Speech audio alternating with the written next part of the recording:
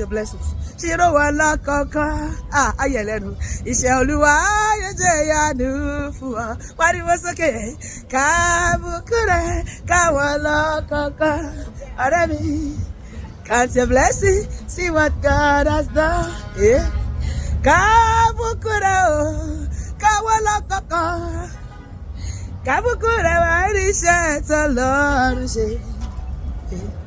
When upon life billows, you are tempest-tossed, and you feel discouraged, thinking all is lost. Your present position is somebody's prayer point. Count your many blessings, name them one by one, do like this. And it will surprise you what the Lord has done. Count your blessings, name them one by one. You do like this. Count your blessings, see what God has done. Count your blessings, name them one by one, and it will surprise you what the Lord has done. Ever grateful, ever grateful, ever grateful, ever grateful, ever grateful, ever grateful, ever grateful, ever grateful, ever grateful, ever grateful, ever grateful, ever grateful.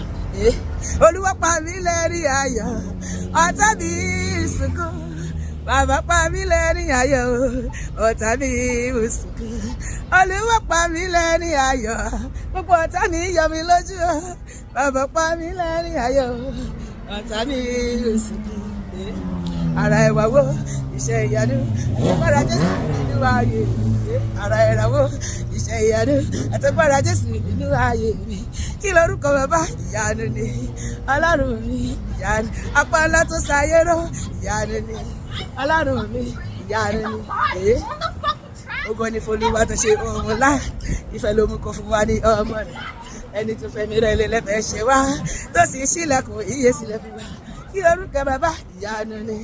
Ọlọ́run mi ìyanu, apá ńlá tó ṣayé rọ̀ ìyanu ni. Ọlọ́run mi ìyanu ni. Jésù nìkan lọ́ba tó lè gbà á nílà.